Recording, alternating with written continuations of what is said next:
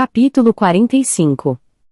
Convencida como Elizabeth agora estava de que a antipatia da senhorita Bingley por ela se devia a ciúmes, não poderia deixar de sentir como seria para ela desagradável sua ida a Pemberley e estava curiosa para saber com quanta amabilidade por parte daquela dama seriam suas relações agora retomadas.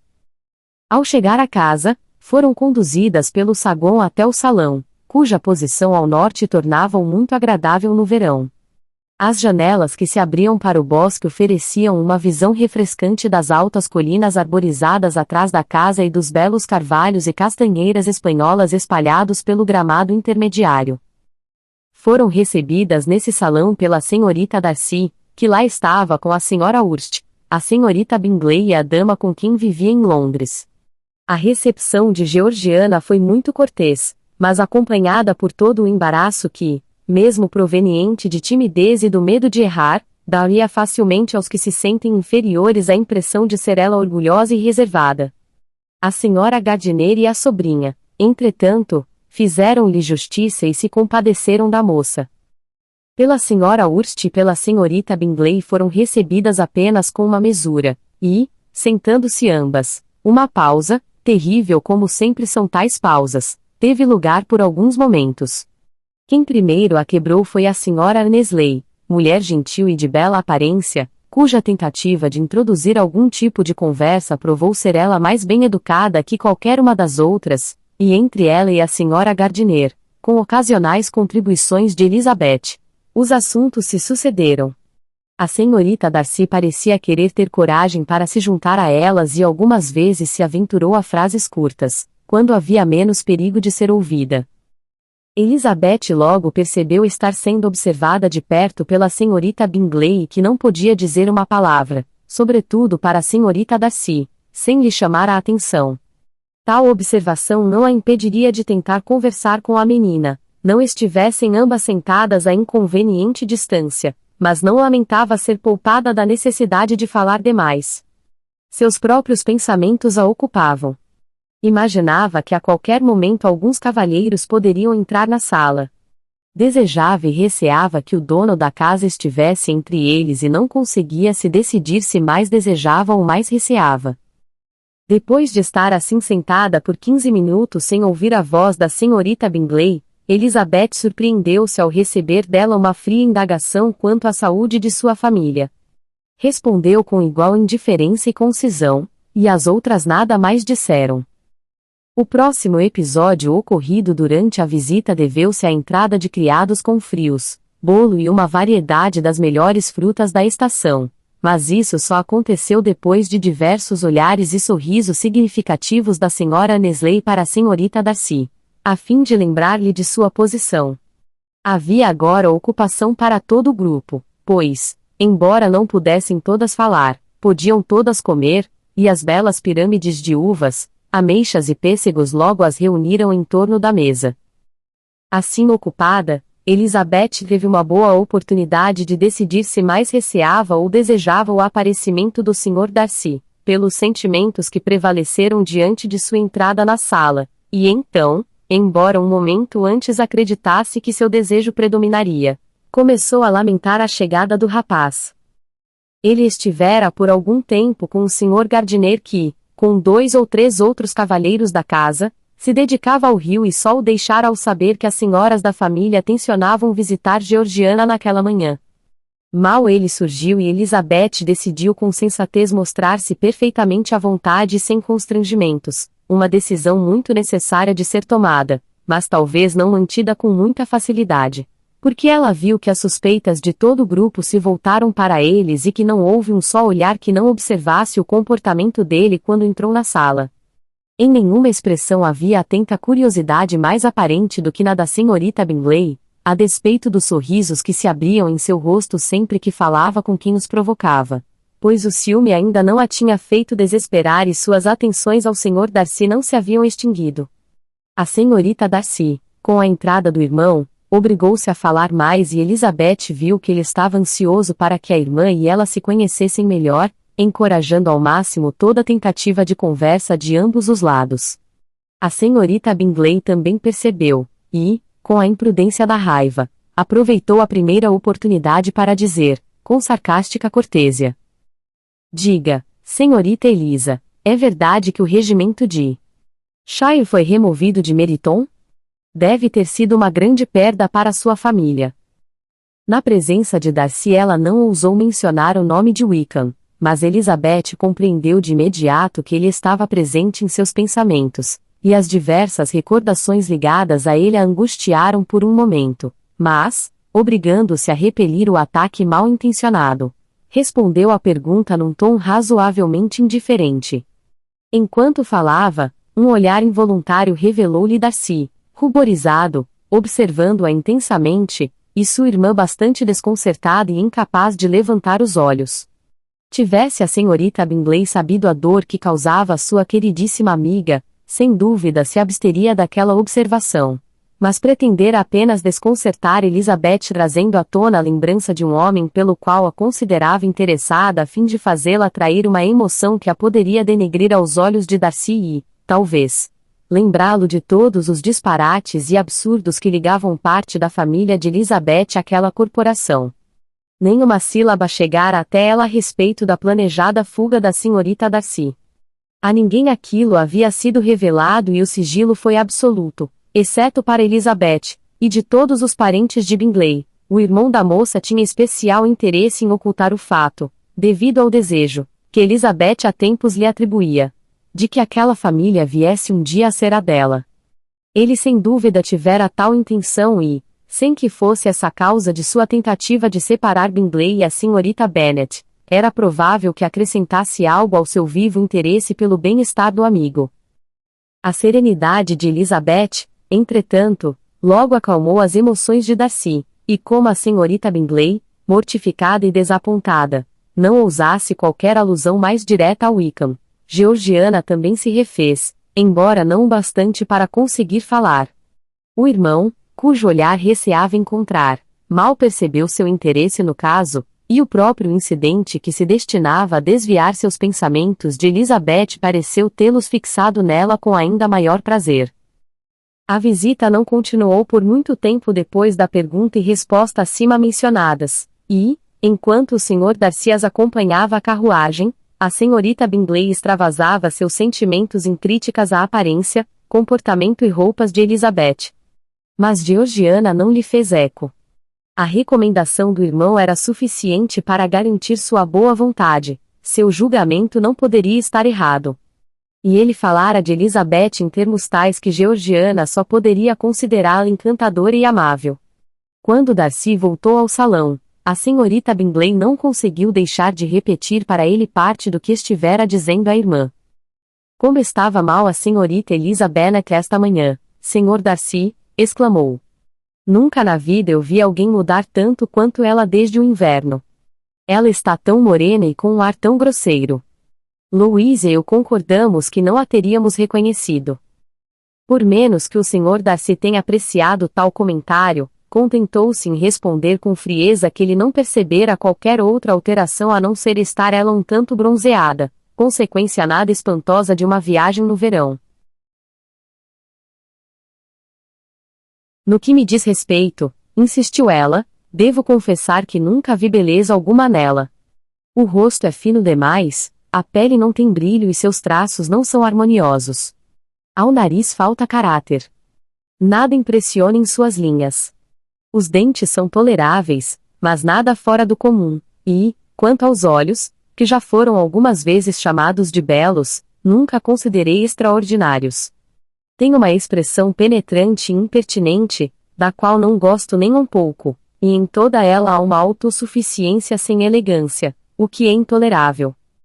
Convencida como estava a senhorita Bingley de que Darcy admirava Elizabeth, aquela não era a melhor forma de se fazer agradável. Mas pessoas zangadas nem sempre são sensatas e, ao vê-lo afinal um pouco irritado, conseguiu tudo o que pretendia.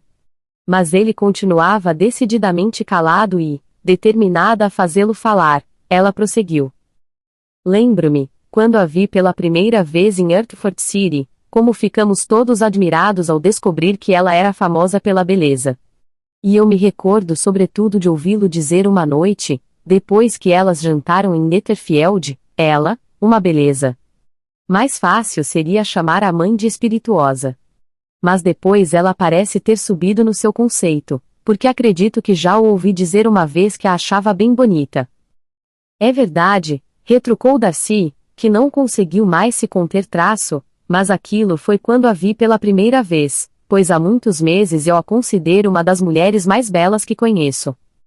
Ele então se afastou e a senhorita Bingley foi deixada com a satisfação de tê-lo obrigado a dizer o que só fez mal a ela mesma. A senhora Gardiner e Elizabeth, na volta, falaram de tudo o que se passara durante a visita, exceto do que mais interessava a ambas. O aspecto e o comportamento de todos que tinham visto foi discutido, exceto da pessoa que mais lhes atraíra a atenção. Falaram de sua irmã, suas amigas, sua casa, suas frutas. Tudo menos dele próprio, embora Elizabeth ansiasse por saber o que a senhora Gardiner pensava dele e a senhora Gardiner tivesse apreciado muitíssimo se a sobrinha abordasse o assunto. Capítulo 46. Elizabeth ficara muito desapontada ao não encontrar uma carta de Jane ao chegarem a Lambton, e tal desapontamento se repetiu a cada manhã que lá passaram, mas na terceira suas queixas foram esquecidas e a irmã, desculpada com o recebimento de 2 cartas simultâneas, numa das quais havia o aviso de que havia sido extraviada. Elizabeth não se surpreendeu, porque Jane escrevera o endereço todo errado. Preparavam-se para um passeio quando as cartas chegaram, e os tios, deixando-a tranquila para ler, saíram sozinhos. A extraviada precisava ser lida primeiro, fora escrita 5 dias antes.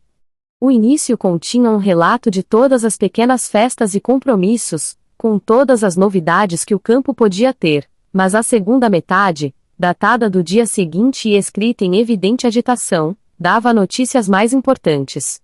Eis o que dizia. Desde que escrevi o que está acima, querida Lizzie, aconteceu uma coisa de natureza mais inesperada e séria, mas tenho medo de assustá-la, saiba que estamos todos bem. O que vou contar refere-se à pobre Lídia. Chegou uma mensagem urgente à meia-noite de ontem, logo depois de termos ido todos para a cama, do Coronel Forster, para nos informar que ela havia fugido para a Escócia com um de seus oficiais, para dizer a verdade, com Wickham. Imagine nossa surpresa. Para Kitty, entretanto, não pareceu assim tão inesperado. Lamento muito, muito mesmo. Que união mais imprudente, dos 2 lados. Mas quero esperar o melhor e desejar que tenhamos avaliado mal o caráter dele. Posso considerá-lo inconsequente e indiscreto, mas este passo, e alegremo-nos com isso, não caracteriza um coração perverso. Ao menos sua escolha é desinteressada, pois ele deve saber que meu pai nada tem para dar a ela. Nossa pobre mãe está arrasada. Papai suporta melhor. Como sou grata por nunca lhes termos contado o que foi dito contra ele, nós mesmas devemos esquecer tudo.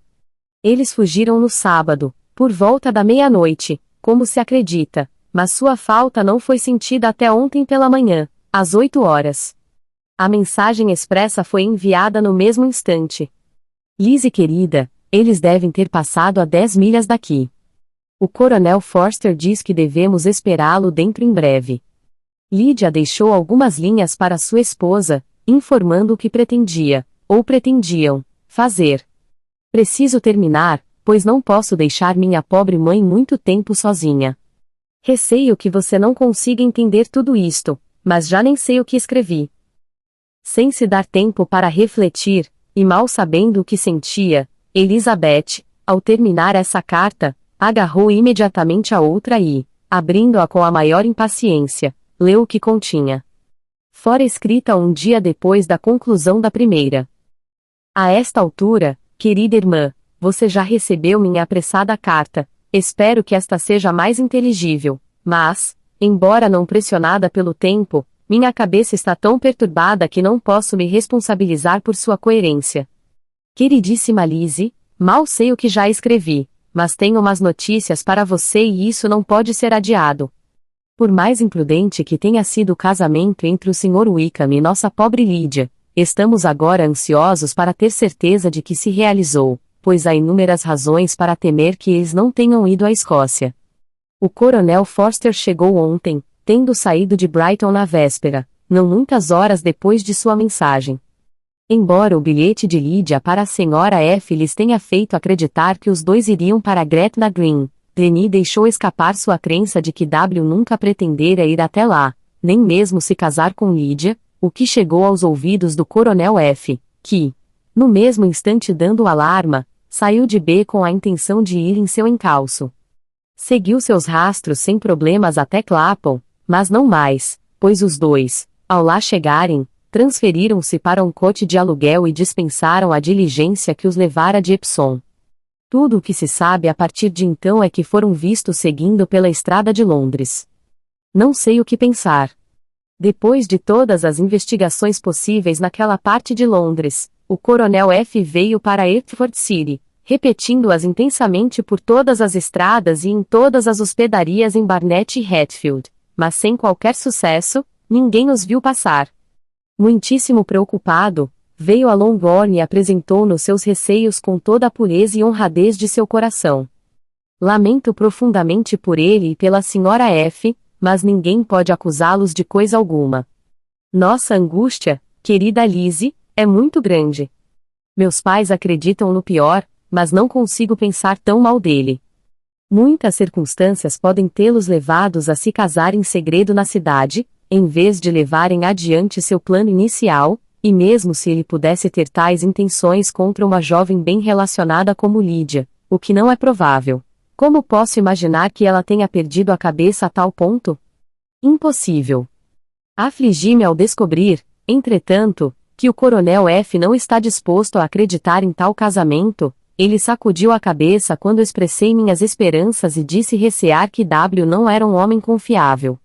Minha pobre mãe está realmente doente e não consegue sair do quarto. Se ela fizesse um esforço, seria melhor, mas não se pode esperar por isso. E, quanto a meu pai, nunca na vida o vi tão abalado. A pobre Kitty está furiosa por ter mantido o namoro dos dois em segredo, mas era uma questão de confiança, não se pode censurá-la. Estou satisfeita, querida Lizzie, que você tenha sido poupada dessas cenas penosas, mas, agora que passou o primeiro choque, posso confessar que torço para que volte? Não sou tão egoísta, porém, para apressá-la, se for inconveniente. Adeus. Tomo uma vez mais a pena para fazer o que acabei de dizer que não faria, mas as circunstâncias são tais que não posso deixar de pedir a vocês todos que venham para cá o mais depressa possível. Conheço tão bem meus queridos tio e tia que não tenho medo de lhes pedir isto, embora tenha algo mais a pedir ao primeiro. Meu pai está indo agora mesmo a Londres com o Coronel Forster, para tentar encontrá-la. Do que ele pretende não estou bem certa, mas sua enorme angústia não lhe permitirá tomar qualquer medida do modo mais adequado e mais sensato, e o Coronel Forster é obrigado a estar amanhã à tarde em Brighton. Diante de tal exigência, o conselho e o apoio de meu tio significariam tudo no mundo. Ele compreenderá imediatamente o que estou sentindo, e confio em sua bondade. Oh! Onde está meu tio? Exclamou Elizabeth, pulando da cadeira ao acabar a carta, desesperada para ir atrás dele, sem perder um momento daquele tempo tão precioso. Mas quando chegou à porta ela foi aberta por um criado e o Sr. Darcy apareceu. O rosto pálido e a atitude impetuosa da jovem assustaram-no e, antes que ele pudesse se recuperar e falar, ela, em cuja mente qualquer pensamento era superado pela situação de Lydia, exclamou apressada. Desculpe, mas preciso deixá-lo. Preciso encontrar o Sr. Gardiner neste momento, por um assunto que não pode ser adiado, não tenho um minuto a perder.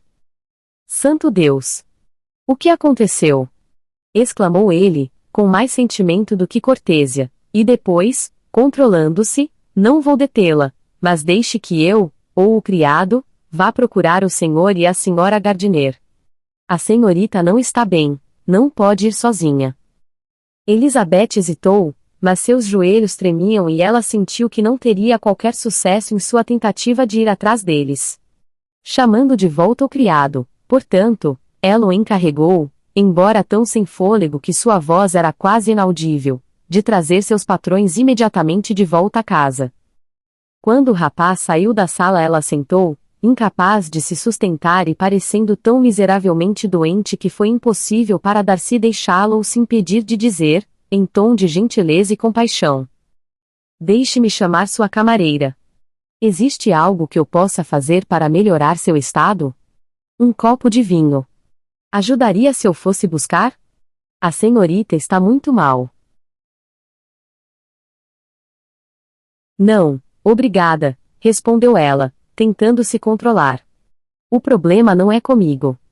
Estou bem, só estou angustiada com algumas notícias terríveis que acabo de receber de Longbourn. Explodiu em lágrimas ao se referir àquilo e, por alguns instantes, não foi capaz de dizer mais. Darcy, amargurado e confuso, só conseguia manifestar de modo vago sua preocupação e observá-la num silêncio compadecido. Afinal, ela voltou a falar. Acabei de receber uma carta de Jane, com notícias pavorosas. Não há como esconder. Minha irmã mais moça abandonou todos os amigos. Fugiu, atirou-se nos braços do Sr. Wickham. Os dois fugiram juntos de Brighton. O senhor o conhece bem para imaginar o resto. Ela não tem dinheiro, nem parentes, nada que possa tentá-lo. Ela está perdida para sempre. Darcy estava imóvel de assombro. Quando penso, acrescentou ela num tom ainda mais agitado, que eu poderia ter evitado tudo isso. Eu, que sabia quem era ele. Se eu tivesse contado ao menos um pouco do que eu sabia, para minha própria família. Se o caráter dele fosse revelado, isso poderia não ter acontecido. Mas é tarde. Tarde demais agora. Estou realmente desolado, exclamou Darcy desolado. Chocado. Mas isso é verdade. Verdade absoluta. Ah. É, sim. Eles saíram juntos de Brighton no domingo à noite e seu rastro foi seguido quase até Londres, mas não além, com certeza não foram para a Escócia. E o que já foi feito? O que já foi tentado para recuperá-la? Meu pai foi para Londres, e Jane escreveu para implorar a ajuda imediata do meu tio, e iremos embora, espero, dentro de meia hora. Mas nada pode ser feito. Sei muito bem que nada pode ser feito. Como pode um homem como aquele ser levado a agir com decência? Como poderão ao menos ser descobertos? Não tenho a menor esperança. É tudo horrível demais. Darcy balançou a cabeça em silenciosa concordância. Quando meus olhos foram abertos para o verdadeiro caráter dele. Ah! Se eu soubesse o que deveria, o que poderia fazer. Mas eu não soube. Tive medo de ir longe demais. Maldito, maldito engano. Darcy não respondeu. Mal parecia ouvi-la e andava de um lado para outro da sala em profunda meditação, sobrancelhas contraídas, expressão sombria. Elizabeth logo percebeu e no mesmo instante compreendeu. Seu poder sobre ele desaparecia, tudo deveria desaparecer sob tal prova de fraqueza familiar, sob tal garantia da mais profunda desgraça. Ela não poderia se surpreender ou condenar, mas a crença no autodomínio dele nenhum consolo lhe trouxe, nenhum alívio para sua angústia. Pelo contrário, tudo era exatamente calculado para fazê-la compreender seus próprios desejos, e nunca, com tanta honestidade, sentira que poderia tê-lo amado como sentia agora, quando qualquer amor era em vão. Mas o que lhe dizia a respeito, embora se manifestasse, não a absorveria. Lídia, a humilhação, a desgraça que ela trazia sobre todos logo afastaram qualquer preocupação pessoal, e, cobrindo o rosto com um lenço, Elizabeth logo esqueceu qualquer outra coisa. E, depois de uma pausa de vários minutos, só foi trazida de volta à realidade pela voz de seu companheiro, num tom que, embora piedoso, soava também controlado e dizia: Receio que a senhorita há muito tempo deseje minha ausência e nada posso apresentar como desculpas por ter ficado senão uma verdadeira, embora impotente, preocupação. Quisessem os céus que algo pudesse ser por mim dito ou feito capaz de lhe oferecer consolo para tal angústia. Mas não a atormentarei com desejos inúteis, que podem parecer apenas um desejo de despertar seus agradecimentos. Esse infeliz acontecimento, acredito, impedirá que minha irmã tenha o prazer de recebê-la hoje em Pemberley. Oh, é verdade. Queira ter a gentileza de nos desculpar com a senhorita Darcy. Diga que assuntos urgentes nos obrigam a voltar imediatamente. Oculte a triste verdade ao máximo. Sei que não poderá ser por muito tempo.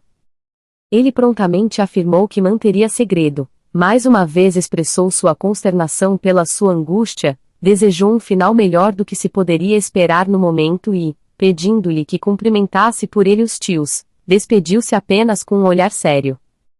Quando ele saiu da sala, Elizabeth sentiu o quanto seria improvável que viessem a se ver outra vez em termos tão cordiais como os que marcaram seus diversos encontros em Derbyshire e, lançando um olhar retrospectivo sobre todo o seu relacionamento, tão cheio de contradições e mudanças, lamentou a tirania dos sentimentos que agora gostariam de lhe dar continuidade e antes se alegrariam com seu término.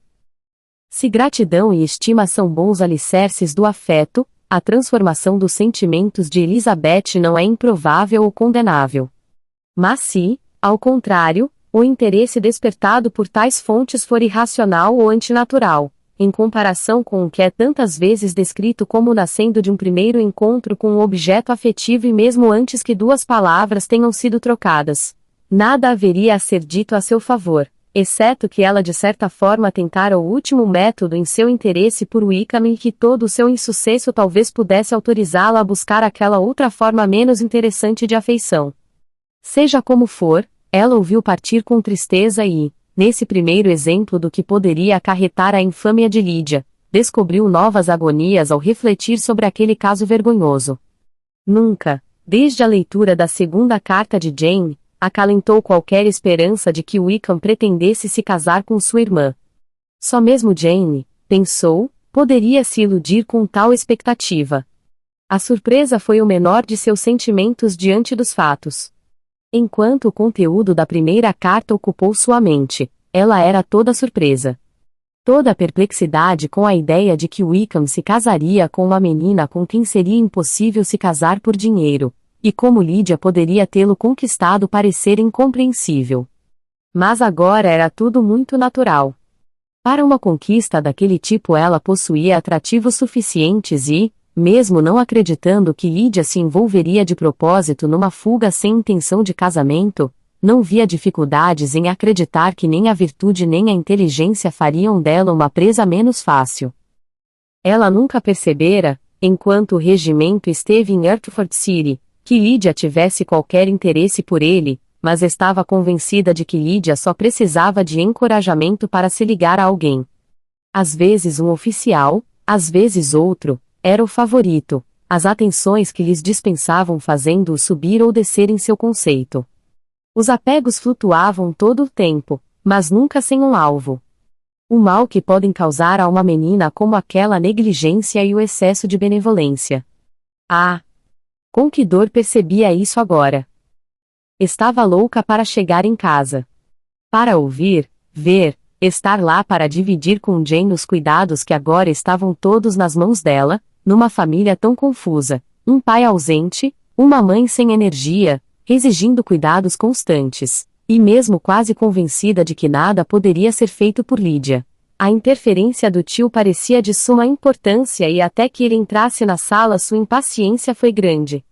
O senhor e a senhora Gardiner correram alarmados, supondo pela descrição do criado que a sobrinha tivesse caído doente, mas, tranquilizando-os no mesmo instante, ela logo e avidamente comunicou por que os tinha chamado.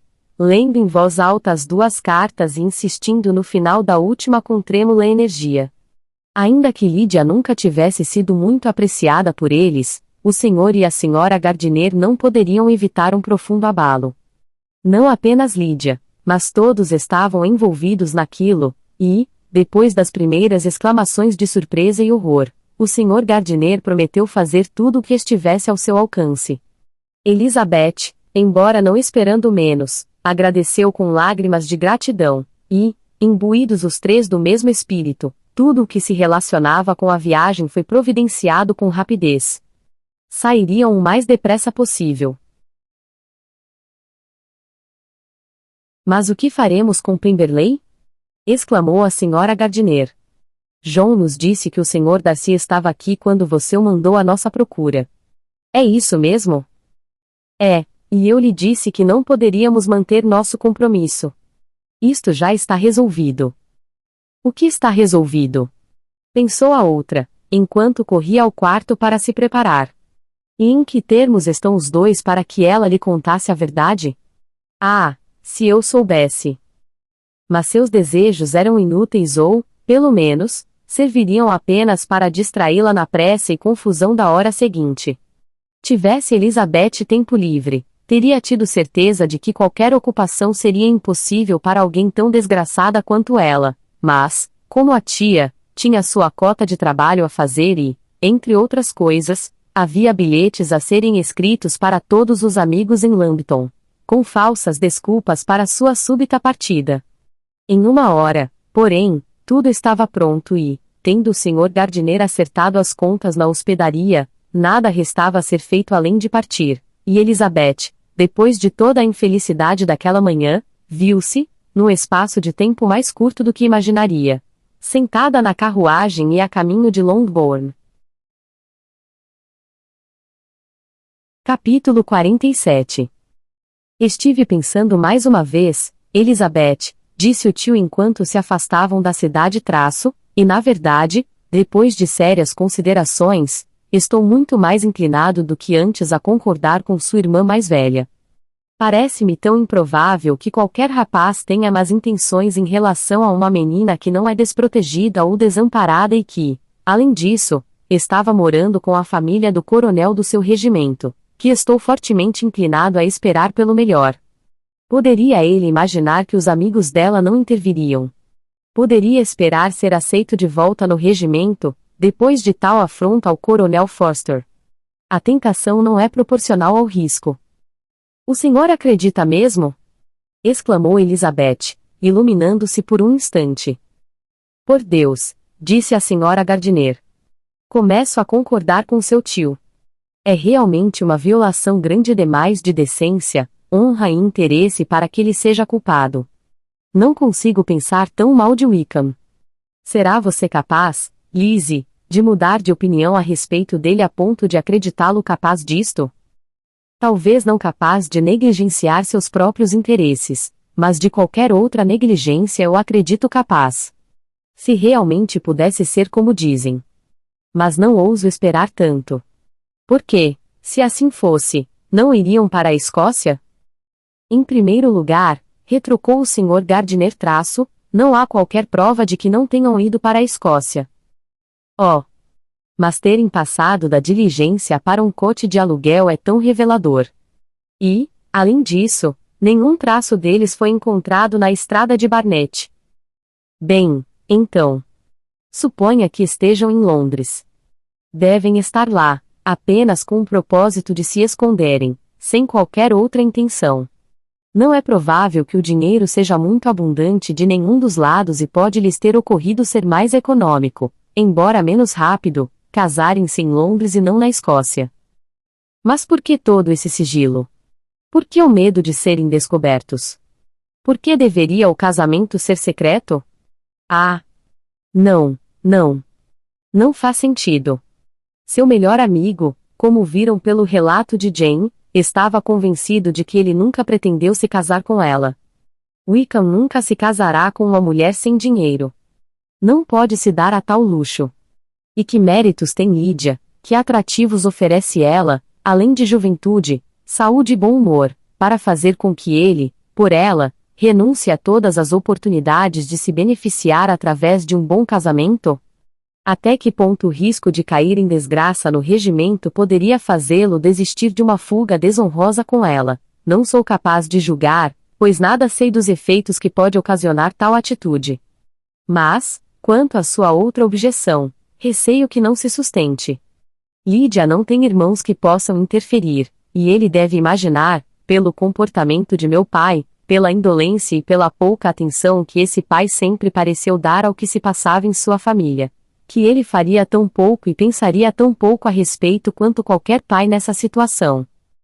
Mas você imagina que Lydia esteja tão perdida de amor a ponto de consentir em viver com ele em outros termos que não o casamento? Assim parece, e é realmente muito chocante, respondeu Elizabeth, com lágrimas nos olhos, que o senso de decência e virtude de uma irmã possa admitir alguma dúvida a respeito. Mas, na verdade, não sei o que dizer. Talvez eu não lhe esteja fazendo justiça. Mas ela é jovem demais, nunca foi ensinada a pensar em coisas sérias e, nos últimos 6 meses, não, 12 meses, abandonou tudo o que não fosse diversão e vaidade. Permitiram que usasse seu tempo do modo mais fútil e frívolo possível e a seguir quaisquer opiniões que lhe apresentassem.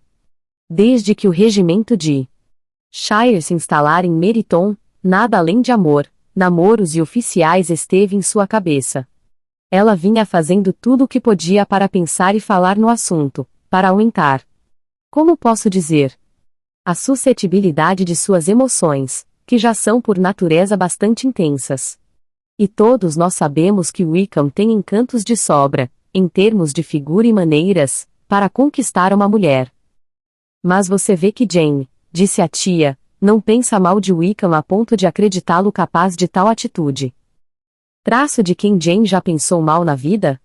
E quem, fosse qual fosse a conduta anterior, ela consideraria capaz de tal atitude, até haver provas suficientes?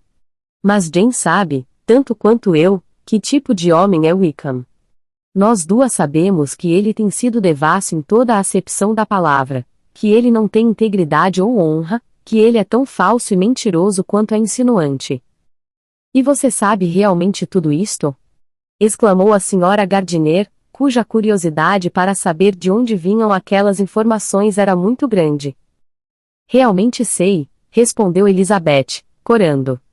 Eu já lhes falei, outro dia, sobre o comportamento infame dele para com o Sr. Darcy, e a senhora mesma, da última vez que esteve em Longbourn, ouviu como ele se referia ao homem que agiu em relação a ele com tanta tolerância e liberalidade. E há outras circunstâncias que não estou autorizada. Que não vale a pena relatar, mas as mentiras desse rapaz relativas a toda a família de Pemberley são infindáveis. Pelo que ele dizia da senhorita Darcy, eu estava preparada para uma menina orgulhosa, fechada e desagradável. Embora ele soubesse que não era assim.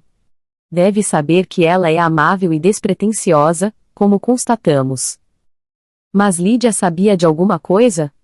É possível que ela não tenha ideia de tudo o que você e Jane parecem conhecer tão bem? Ah! Pode sim. E isto é o pior de tudo.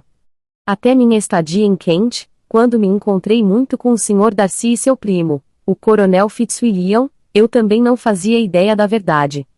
E quando voltei para casa, o regimento sairia de Meryton dentro de uma semana, ou uma quinzena. Diante disso, nem Jane, a quem contei tudo, nem eu julgamos necessário tornar público o que sabíamos, pois de que serviria a alguém se fosse destruída a boa impressão que toda a vizinhança tinha dele. E, mesmo quando ficou acertado que Lydia iria com a Sra. Forster, nunca me ocorreu a necessidade de abrir-lhe os olhos em relação ao caráter de Wickham. Que ela pudesse correr o risco de se decepcionar nunca me passou pela cabeça. Que uma consequência como esta fosse possível, como bem podem imaginar, foi algo que nunca aflorou em meus pensamentos. Quando todos foram para Brighton, então, vocês não tinham qualquer razão, suponho, para acreditar que os dois se gostassem. Nem de longe. Não consigo me lembrar de qualquer sintoma de afeto em nenhum dos lados, e, tivesse algo desse gênero sido perceptível, devem saber que a nossa não é uma família na qual isso passaria despercebido. Quando ele entrou para a corporação, ela estava bem disposta a admirá-lo, mas também estávamos todas. Qualquer moça que vivesse em Meryton ou nos arredores perdeu a cabeça por ele nos primeiros 2 meses, mas ele nunca deu a ela qualquer atenção especial, assim, depois de um curto período de admiração selvagem e extravagante, seu capricho por ele desapareceu, e outros oficiais, que a tratavam melhor, voltaram a ser seus favoritos. Pode-se facilmente compreender que embora pouco pudesse ser acrescentado aos medos, esperanças e conjecturas de todos em relação àquele importante assunto, por sua incessante discussão, nenhum outro seria capaz de desviá-los dele por muito tempo durante toda a viagem. Dos pensamentos de Elizabeth, nunca saiu, Presa da maior das angústias, a autocensura, ela não teve um só instante de paz ou esquecimento. Viajaram o mais depressa possível e, dormindo uma noite na estrada, chegaram a Longbourn para o jantar do dia seguinte. Era um conforto para Elizabeth pensar que Jane não se desgastaria devido a uma longa espera. Os pequenos Gardiner, atraídos pela visão de um coche, estavam parados nos degraus da casa quando entraram no pátio e, quando a carruagem parou à porta, a alegre surpresa que iluminou seus rostos e se manifestou por todos os corpos, numa variedade de pulos e tremeliques, foi sua primeira e sincera manifestação de boas-vindas. Elizabeth saltou e, depois de dar a cada criança um beijo apressado, correu para o vestíbulo onde Jane, que descera depressa dos aposentos da mãe, logo a encontrou. Elizabeth, beijando-a com carinho, enquanto lágrimas enchiam os olhos de ambas, não perdeu um momento sem perguntar se havia novidades dos fugitivos. Ainda não, respondeu Jane.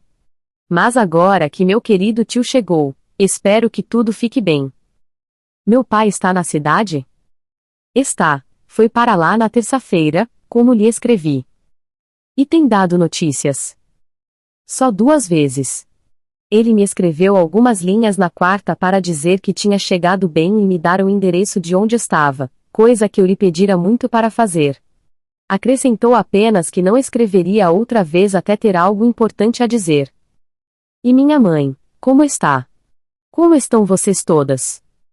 Mamãe está razoavelmente bem, acredito, embora seu ânimo esteja muito abatido. Ela está lá em cima e ficará muito satisfeita vendo todos vocês. Ainda não sai do quarto de vestir.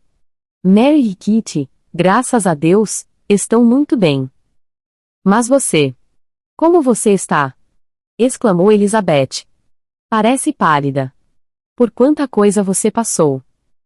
A irmã, entretanto, garantiu estar perfeitamente bem, e sua conversa, que se passara enquanto o senhor e a senhora Gardiner se entretinham com os filhos, chegou ao fim com a aproximação de todo o grupo. Jane correu para os tios, deu-lhes as boas-vindas e agradeceu a ambos, entre sorrisos e lágrimas alternados. Estando todos na sala de estar, as perguntas que Elizabeth já fizera foram, é claro, repetidas pelos outros, que logo perceberam não ter Jane qualquer novidade a contar. No entanto, o corajoso otimismo proveniente da benevolência de seu coração ainda não a abandonara. Ela continuava a acreditar que tudo acabaria bem e que cada nova manhã traria uma carta, de Lydia ou do pai, explicando o comportamento da moça e, talvez, anunciando o casamento. A senhora Bennet, a cujos aposentos se dirigiram todos depois de alguns minutos de conversa, recebeu-os exatamente como se esperaria, com lágrimas e manifestações de pesar. Ataques à infame conduta de Wickham e queixas de seus próprios sofrimentos e de tudo o que a faziam passar, culpando todos menos a pessoa a cuja equivocada tolerância se devia a maior parte dos erros da filha. Se eu tivesse conseguido, disse ela, fazer valer minha vontade de ir para Brighton com toda a minha família, isso não teria acontecido, mas não havia ninguém para tomar conta da pobrezinha da Lydia. Por que os Forster a perderam de vista? Tenho certeza de que houve grande negligência por parte de alguém, porque ela não é o tipo de moça que faria uma coisa dessa se cuidassem direito dela. Sempre achei que eles não tinham capacidade para tomar conta dela, mas passaram por cima da minha opinião, como sempre acontece. Pobre criança! E agora lá se foi o Sr. Bennet, e sei que ele vai se bater com o Wickham, onde quer que o encontre, e então vai ser morto, e o que será então de todas nós? Os Collins nos despejarão antes que seu corpo tenha esfriado no túmulo e, se você, meu irmão, não se apiedar de nós, não sei o que faremos. Todos protestaram contra aquelas ideias terríveis, e o Sr. Gardiner, depois das devidas garantias de afeto por ela e toda a família, disse-lhe que pretendia estar em Londres já no dia seguinte e dar-lhe assistência ao Sr. Bennet em todas as tentativas de encontrar Lydia. Não se entregue a pânicos inúteis, acrescentou ele ainda que seja bom estar preparado para o pior, não há motivo para considerá-lo garantido. Não se passou ainda uma semana desde que deixaram Brighton. Dentro de mais alguns dias podemos ter alguma notícia deles e, enquanto não soubermos que não estão casados, ou que não há intenção de casamento, não consideremos o caso perdido. Tão logo eu chegue à cidade irei ao encontro de meu irmão e o levarei para casa comigo em Gracechurch Street, então estudaremos juntos o que pode ser feito. Oh! Meu querido irmão, respondeu a senhora Bennet isto é tudo o que eu mais desejo. E agora, por favor, ao chegar à cidade, encontre-os onde quer que estejam, e, se ainda não se casaram, faça com que se casem. E, quanto ao enxoval, não os deixe esperar, mas diga a Lídia que, se preferir, ela terá o mesmo dinheiro para comprá-lo depois do casamento. E, acima de tudo, impeça que o Sr. Bennet entre num duelo. Diga-lhe em que estado terrível eu me encontro, que estou mais do que apavorada, e que tenho tantos tremores, tantas palpitações, por todo o corpo, tantos espasmos e tantas dores de cabeça, e tanta agitação no coração que não consigo descansar nem de dia, nem de noite. E diga à minha querida que não tome qualquer providência em relação a roupas antes de me encontrar, porque ela não sabe quais são as melhores lojas. Ah, irmão, como você é bom! Sei que vai resolver tudo. Mas o Sr. Gardiner, mesmo reafirmando que faria todas as tentativas possíveis, não deixou de lhe recomendar moderação tanto em esperanças quanto em medos, e, depois de conversar com ela nesse sentido até que o jantar estivesse servido, todos a deixaram extravasar seus sentimentos com a governanta, que a servia na ausência das filhas. Embora persuadidos de que não havia motivo real para tal isolamento da família, seu irmão e irmã não fizeram qualquer objeção, pois sabiam que ela não teria sensatez suficiente para segurar a língua diante dos criados, enquanto serviam à mesa, e julgaram melhor que apenas um membro da criadagem, a pessoa em quem mais confiavam, compartilhasse de todos os medos e preocupações da patroa. Na sala de refeições logo foram a seu encontro Mary e Kitty, que tinham estado por demais ocupadas em seus respectivos aposentos para se apresentarem antes. Uma vinha de seus livros, a outra de sua toilette. Os rostos de ambas, entretanto, estavam razoavelmente calmos e nenhuma alteração era visível nas duas, a não ser que a perda da irmã favorita, ou a raiva por estar ela própria envolvida naquele assunto, tivesse tornado mais irritadiços do que sempre os modos de Kitty. Quanto a Mary, era bastante senhora de si para sussurrar a Elizabeth, com expressão grave logo após se terem sentado à mesa. Este assunto é muito desagradável e talvez ainda seja objeto de muita discussão. Mas devemos combater a maré de hostilidade e deixar fluir em nossos corações feridos o bálsamo do consolo fraterno. Então, não percebendo em Elizabeth qualquer inclinação para respostas, acrescentou: por mais infeliz que seja tal evento para Lídia, podemos extrair dele esta proveitosa lição, que a perda da virtude numa mulher é irrecuperável, que um passo em falso a envolve em infinita ruína, que sua reputação não é menos frágil do que bela, e que ela nunca será suficientemente cautelosa em seu comportamento perante a indignidade do outro sexo. Elizabeth ergueu os olhos perplexa, mas estava oprimida demais para dar qualquer resposta. Mary, entretanto, continuou a se consolar com esse tipo de máximas morais extraídas do mal que as atingira. À tarde, as duas moças Bennet mais velhas conseguiram ficar meia hora sós, e Elizabeth, no mesmo instante, aproveitou a oportunidade para fazer mais perguntas, que Jane estava também ávida para responder. Depois de se solidarizar com os lamentos gerais quanto às terríveis consequências do fato, que Elizabeth considerava inevitáveis e a senhorita Bennet não foi capaz de garantir serem impossíveis, a primeira continuou o assunto, dizendo: mas conte-me tudo o que ainda não sei. Dê-me mais detalhes. O que disse o Coronel Forster? Não tiveram quaisquer suspeitas antes que ocorresse a fuga? Os dois devem ter sido vistos juntos muitas vezes. O Coronel Forster chegou a confessar que mais de uma vez suspeitou de algum interesse, sobretudo por parte de Lídia, mas nada que o alarmasse. Lamento tanto por ele. Seu comportamento foi atencioso e gentil ao máximo. Ele estava a caminho daqui, para nos comunicar sua preocupação, antes de qualquer ideia de que os dois não tivessem seguido para a Escócia. Quando essa possibilidade surgiu, apressou-se ainda mais. E Denis estava convencido de que Wickham não se casaria? Sabia de sua intenção de fugir?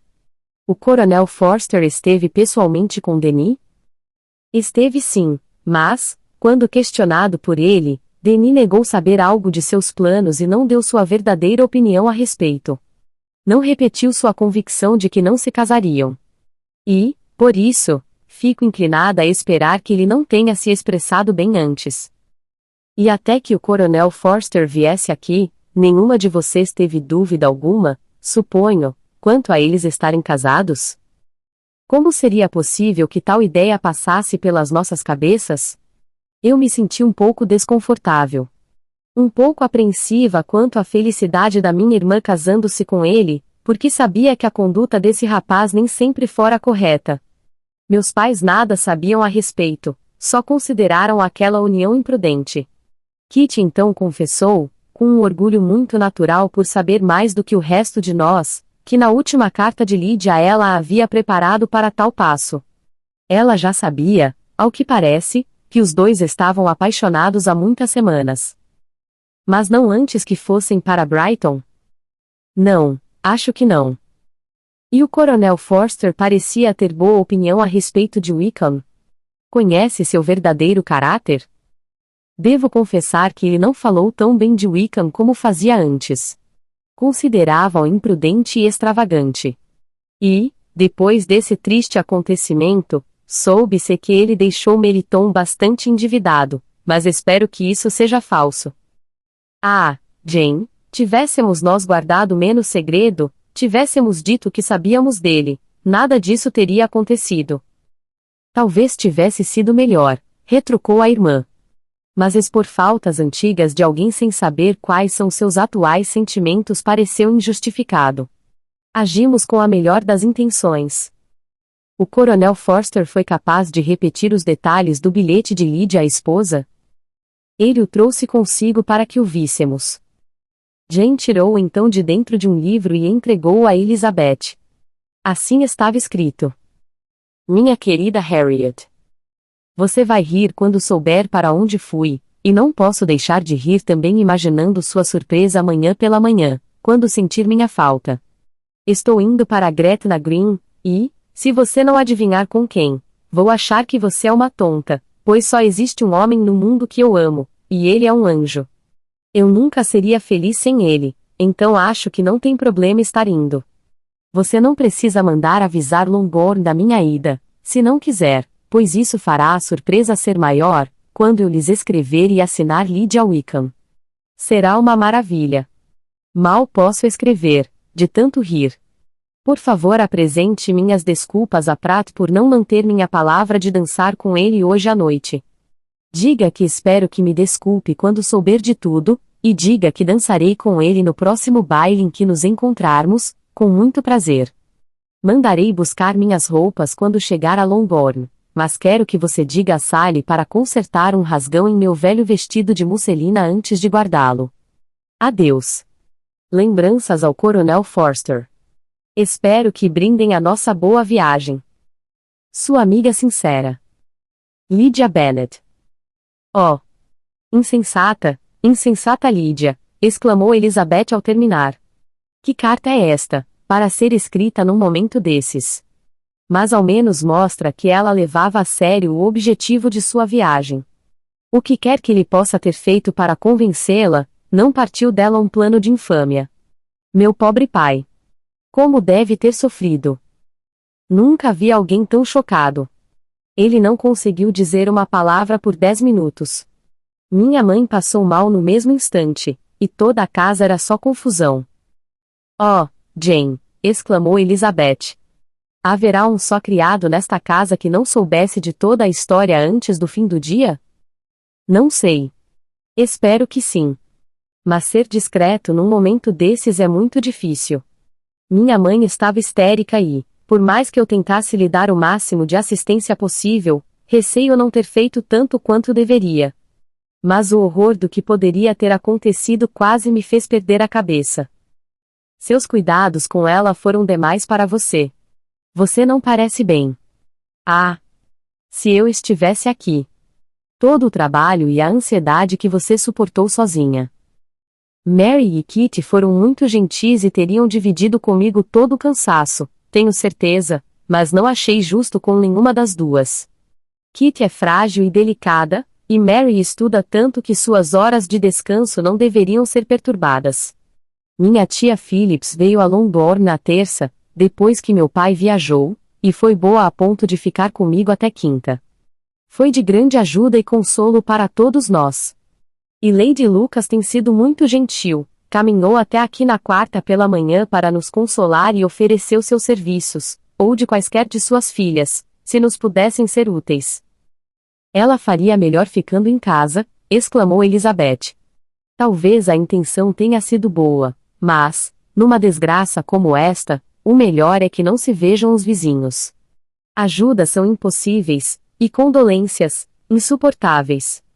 Que triunfem sobre nós de longe, e se regozijem. Passou então a indagar que medidas o pai pretendia tomar, quando na cidade, para encontrar a filha. Acredito que ele pretenda, respondeu Jane, ir a Epsom, onde pela última vez trocaram de cavalos, conversar com os pontilhões e tentar obter deles alguma informação. Seu principal objetivo deve ser descobrir o número do coche de aluguel que os levou a partir de Clapham e que havia trazido um passageiro de Londres.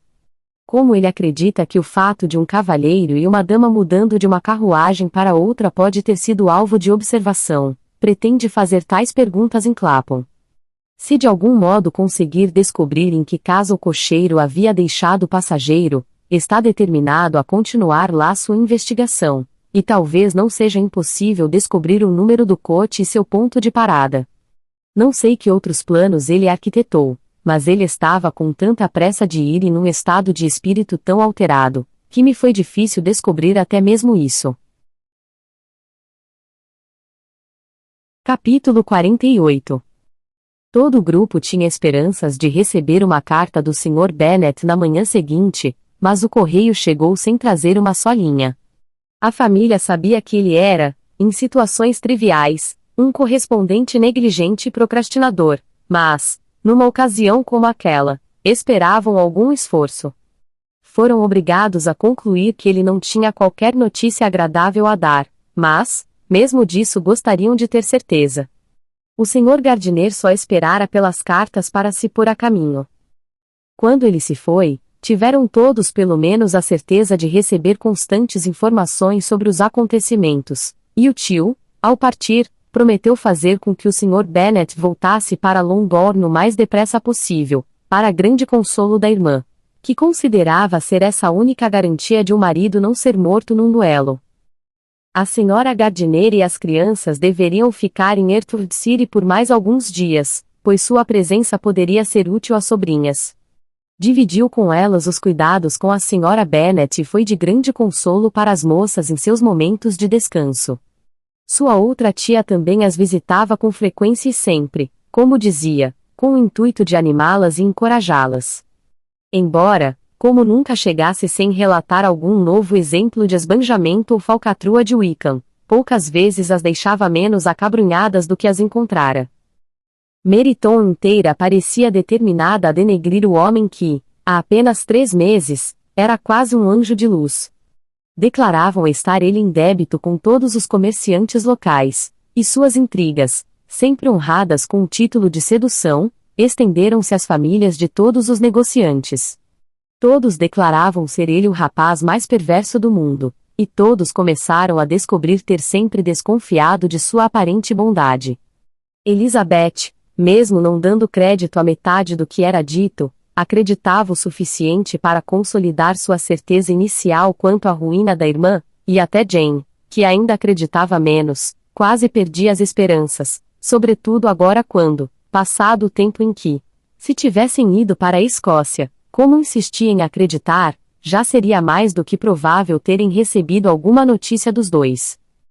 O Sr. Gardiner saiu de Longbourn no domingo. Na terça-feira, a esposa recebeu uma carta que lhes dizia que, ao chegar, encontrara no mesmo instante o irmão e o convencera a ir para Gracechurch Street, que o Sr. Bennet estivera em Epsom e Clapham antes de sua chegada, mas sem obter qualquer informação satisfatória, e que ele estava agora decidido a investigar todos os principais hotéis da cidade, pois o Sr. Bennet achava possível que tivessem ido para algum deles ao chegar a Londres, antes de procurarem acomodações.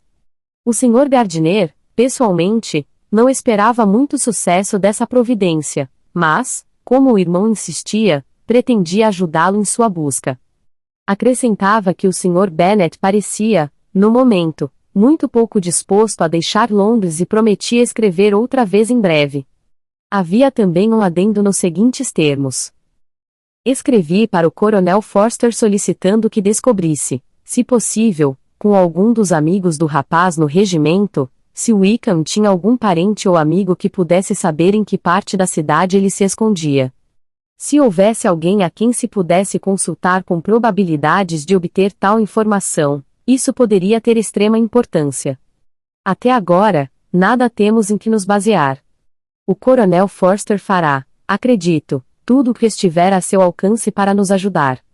Mas, pensando melhor, talvez Lizzie, melhor do que qualquer outra pessoa, possa nos dizer que parentes vivos ele pode ter atologia. Elizabeth não podia deixar de compreender de onde provinha tal deferência à sua autoridade, mas não tinha meios de dar qualquer informação capaz de lhe fazer justiça. Nunca ouvira uma palavra a respeito dele ter quaisquer parentes, salvo pai e mãe, ambos falecidos há muitos anos. Era possível, entretanto, que alguns de seus colegas de regimento fossem capazes de fornecer mais dados, e, embora não alimentasse grandes expectativas, aquela consulta era uma boa ideia. Todos os dias em Longbourn eram agora dias de ansiedade, mas a ansiedade maior ficava por conta da hora da vinda do correio. A chegada das cartas era o grande motivo da impaciência matinal. Através das cartas viria o comunicado do que pudesse haver de bom ou ruim, e de cada novo dia se esperava que trouxesse algumas notícias relevantes. Mas antes que soubessem algo mais do Sr. Gardiner, uma carta chegou para o seu pai, escrita de outro lugar, pelo Sr. Collins. E, como Jane recebera instruções para abrir tudo o que chegasse para ele em sua ausência, abriu-a e leu, e Elizabeth, sabendo que tais cartas eram sempre curiosas, olhou por cima de seu ombro e leu também. Dizia o seguinte: Caro Senhor, senti-me no dever, por nosso parentesco e pela minha posição na vida, de exprimir meus sentimentos na terrível aflição pela qual está passando e de que fomos ontem informados por carta de Hertford City. Esteja certo, meu caro senhor, que a senhora Collins e eu mesmo nos solidarizamos sinceramente com o senhor e toda a sua respeitável família em sua atual mortificação, que pode ser das mais amargas, por provir de causa que o tempo não poderá apagar. Não podem existir, de minha parte, argumentos capazes de minorar infortúnio tão grave, ou que possam confortá-lo nestas circunstâncias que, de quaisquer outras, são as mais duras para um coração paterno. A morte de sua filha seria uma bênção em comparação a isto. E mais razão há para lamentar, pois tudo leva a crer, como me informa minha cara Charlotte, que tal licenciosidade de comportamento de sua filha deriva de excessivo grau de indulgência, embora ao mesmo tempo, para seu próprio consolo e da Sra. Bennet. Eu me incline a pensar que a própria índole da jovem deve ser naturalmente má, ou ela não seria culpada de tamanha enormidade, em idade tão tenra. Quaisquer que sejam as circunstâncias, porém, o senhor é digno de grande piedade, e é esta também a opinião não apenas da Sra. Collins, mas também de Lady Catherine e sua filha, a quem dei ciência do caso. Elas concordam comigo que tomar conhecimento desse passo em falso de uma filha será prejudicial para o destino de todas as outras, pois quem, como a própria Lady Catherine se dignou dizer, quem se ligará a tal família? E esta consideração me leva ainda mais a refletir, com maior satisfação, sobre certo evento ocorrido em novembro último, pois, fosse de outro modo, eu estaria envolvido em toda a sua tristeza e desgraça. Deixe-me então aconselhá-lo, caro senhor, a se conformar ao máximo, a arrancar sua indigna filha de seu coração para sempre e a deixá-la colher os frutos de seu próprio crime hediondo. Subscrevo-me, caro senhor, etc, etc. O Sr. Gardiner não escreveu novamente até ter recebido uma resposta do Coronel Forster e, quando o fez, nada tinha de agradável a dizer. Não se sabia que Wickham tivesse algum conhecido com que mantivesse relações, e era certo que não tivesse qualquer parente vivo. Seus relacionamentos antigos eram numerosos, mas, desde que entrara para a milícia, não parecia ter mantido qualquer relação de amizade com algum deles. Não havia ninguém, portanto, que pudesse dar qualquer informação a seu respeito. E, no lamentável estado de suas próprias finanças, havia razões muito poderosas para se manter em segredo, somadas ao medo de ser descoberto pelos parentes de Lydia, pois era notícia recente que deixara para trás dívidas de jogo de valor considerável. O Coronel Forster acreditava que mais de 1.000 libras seriam necessárias para cobrir suas despesas em Brighton. Ele devia muito na cidade, mas os débitos de honra eram ainda maiores. O Sr. Gardiner não tentou ocultar tais detalhes da família de Longbourn. Jane leu com horror. Um jogador, exclamou. Isto é totalmente inesperado. Eu não fazia ideia. O Sr. Gardiner acrescentava, na carta, que elas podiam esperar ter o pai em casa no dia seguinte, que seria sábado. Desanimado com o insucesso de todos os seus esforços, cedera à insistência do cunhado para que voltasse para a família e deixasse a seu cargo decidir quando seriam mais favoráveis as circunstâncias para continuarem a busca. Quando a Sra. Bennet soube disso, não demonstrou tanta satisfação quanto esperavam as filhas, considerando a ansiedade anterior pela vida do marido. O quê? Ele está vindo para casa, e sem a pobre Lydia! Exclamou. Com certeza ele não vai sair de Londres antes de encontrar os dois. Quem vai enfrentar Wickham e fazê-lo casar-se com ela, se ele vier embora? Quando a Sra. Gardiner começou a desejar estar em casa, ficou acertado que ela e as crianças iriam para Londres na mesma ocasião em que o Sr. Bennet viesse de lá. A carruagem, portanto, levou-os na primeira parte de seu trajeto e trouxe o patrão de volta a Longbourn. A Sra. Gardiner se foi com a mesma perplexidade em relação a Elizabeth e seu amigo de Derbyshire que a atingira naquela parte do mundo. O nome dele nunca foi voluntariamente mencionado na sua frente pela sobrinha, e o tipo de semi-expectativa criada pela Sra. Gardiner, de receberem dele uma carta, resultara em nada. Elizabeth não recebera, desde seu regresso, carta alguma vinda de Pemberley. A triste situação familiar atual tornaria desnecessária qualquer outra desculpa para seu estado de abatimento.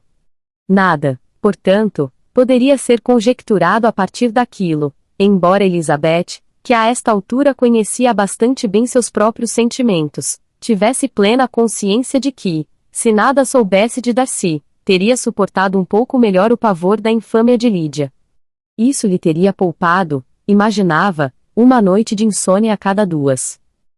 Quando o Sr. Bennet chegou, tinha sua habitual aparência de serenidade filosófica. Falou tão pouco quanto de costume, não fez qualquer menção ao que o levara a viajar, e algum tempo se passou antes que as filhas tivessem coragem de mencionar algo.